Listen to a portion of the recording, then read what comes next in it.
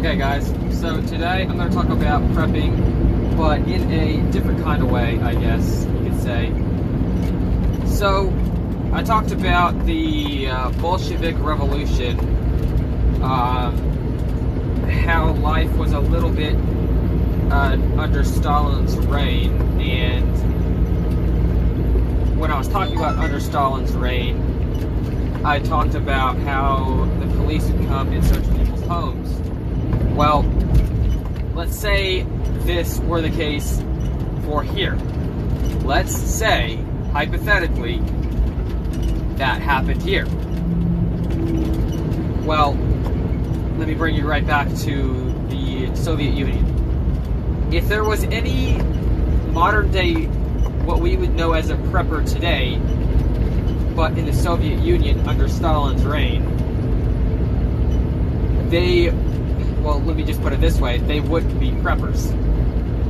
They would have had all of their things taken, and quite possibly could have been considered an enemy of the state and shot.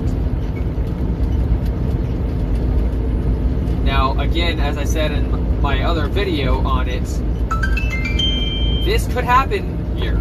So if that were to happen here, back in this scenario, this is in the United States now, in this scenario. Now, you have all of your preps. You have, let's say, 6 months to maybe possibly 2 years worth of food. You have maybe 6 months to a year's worth of water. You've got enough firepower to supply a small army. However, the police come and they're going to search your home. Now, if this were to happen, obviously you would have everything taken and you would be labeled an enemy of the state, and more than likely you would be shot. Your family would never hear from you again. Or your whole family can be killed if it was a North Korean type regime. But I'm going under the assumption that this would be more of a Stalin regime than a Kim Jong-un regime, just because he's more radical than basically anyone on this planet right now. And I know the left is pretty radical, however, they are not that radical. I'm not saying they're Joseph Stalin radical either. However, let's go under the assumption that they are. So what can you do with your preps just in case this were the scenario? Now, if you have land, if you have the money, you should definitely, now I'm not trying to sound like a conspiracy theorist or anything like that. I'm saying if you have the money, you should definitely invest into some sort of bunker.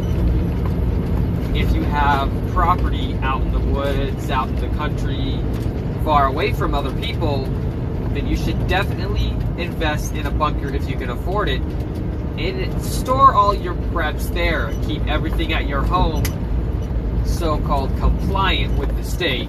That way, if they do come, you'll look clean. You don't have any guns, you don't have any unnecessary food or water or anything like that at your home. But you do have it at the bunker that they don't know about. Now, you're going to obviously want to keep this off the books. If you're going to have a bunker, try to get it paid in cash. Or if you can make it yourself, definitely make it yourself. Now, even if the private ownership of land were to be revoked and become illegal,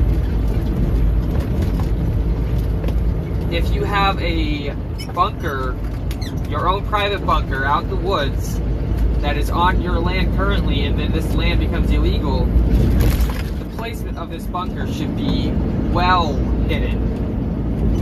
So well hidden that nobody should be able to find it except for yourself. You're going to definitely want to mark the location of this. That way you can go back later and get it.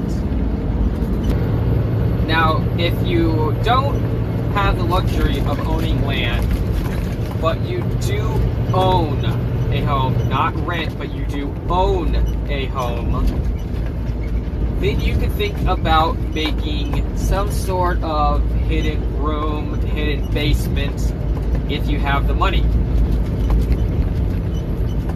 And then you could store all your preps in the hidden room or basement. Now, again, this is going to want to be so well hidden that they will not be able to find it. And guys, this will cost a good amount of money.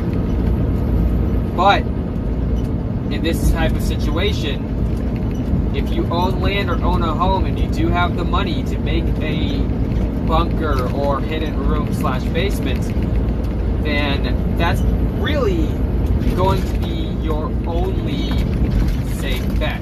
Because if you rent a home or if you rent an apartment, the guys, if they come and if it's a Bolshevik style society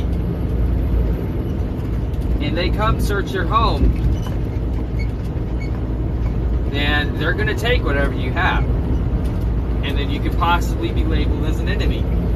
And then in this case, well, either you're SOL or you're going to be shot. If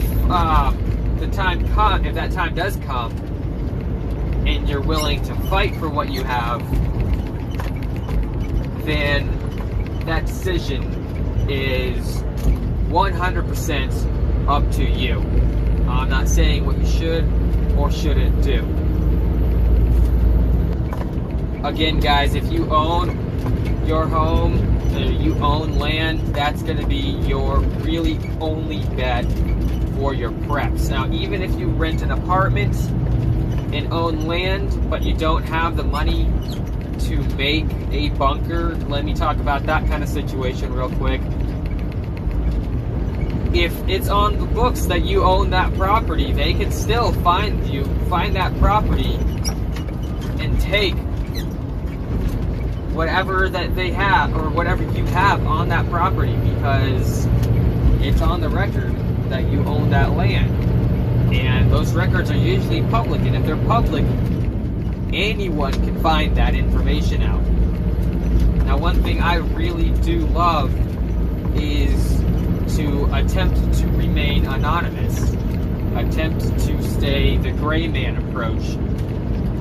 Now, even in a secret police kind of state, even staying gray man will not exclude you from being searched. But it could definitely help. One thing that I think everyone should be thinking about right now is definitely trying to stay gray man and stay anonymous.